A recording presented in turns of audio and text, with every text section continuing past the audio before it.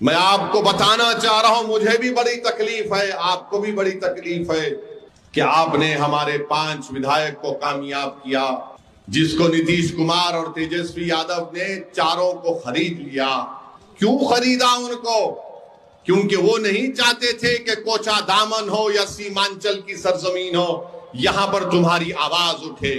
वो कभी भी इस आवाज को बर्दाश्त नहीं करेंगे। हाँ, यादवों की आवाज को बर्दाश्त किया जाएगा, कुर्मियों की आवाज को बर्दाश्त किया जाएगा, भूमिहार की आवाज को बर्दाश्त किया जाएगा, ब्राह्मणों की आवाज को बर्दाश्त किया जाएगा, अपर कास्ट की आवाज को बर्दाश्त किया जाएगा। मगर पूरे बिहार में और खासतौर से सीमांचल में किसी एक आवाज को कभी बर्दाश्त नहीं किया जाएगा। वो आवाज होगी अख्तरुल ईमान की। बेईमानों की आवाज को सुना जाएगा, मगर अख्तरुल ईमान की आवाज को नहीं सुना जाएगा। जो अपना जमीर बेचने के लिए तैयार हो जाएंगे, उनको अपना रखीब बनाया जाएगा, मगर जो कहेगा कि मैं अपने गिरेबान के तार बेचने के लिए तैयार नहीं हूं, मैं सीमांचल के गरीब और मजलूमों के इंसाफ की लड़ाई लड़ता रहूंगा, तो उस आवाज को बर्दाश्त नहीं किया जाएगा। जो गरीबों और मजलूमों की हक की आवाज, उनके हक की आवाज को उठाएगा, उसको बर्दाश्त नहीं किया जाएगा। किसकी आवाज को बर्दाश्त किया जाएगा? जो इन अगियारों की चौखट पर जाकर अपना ईमान बेच देते हैं, जो अपने चेहरों को और अपने सरों को झुका देते हैं, जो बिकने के लिए तैयार है, जो नहीं बिकने के लिए तैयार है, उससे बड़ा इनको डर लगता है कि कौन है ये लोग। आज आपने देख लिया कि हमारे 4 विधायकों को इन्होंने खरीद लिया, इन बेईमानों को। मगर मैंने कहा था कि तेजस्वी, अल्लाह का इंसाफ जरूर होकर रहेगा।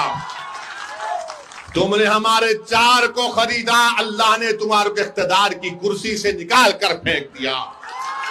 और याद रखो, लालू यादव और तेजस्वी यादव, तुम जितने नंबर एमएलए के लाए हो ना, आप जिंदगी में कभी इंशाअल्लाह उतना नंबर नहीं लाओगे। तुम नहीं लाओगे, क्योंकि तुम धोखे की सियासत करते हो। तुम में, मोदी में, नीतीश कुमार में कोई फर्क नहीं। मोदी, तेजस्वी और नीतीश कुमार एक है, इनकी सोच एक है, इनके काम करने का तरीका भी एक है। जैसा कोई पिक्चर में आप देखते हैं कि डबल रोल, अब तो ट्रिपल रोल हो रहा है। 3 मिलकर एक ही आवाज में बोलते हैं, और वो आवाज क्या है कि सीमांचल से कोई तुम्हारी आवाज ना उठे, अख्तरुल ईमान की आवाज ना उठे। हां, बेईमानों को बर्दाश्त किया जाएगा। मेरे भाई बताइए, आप कैसे इंसाफ होगा फिर?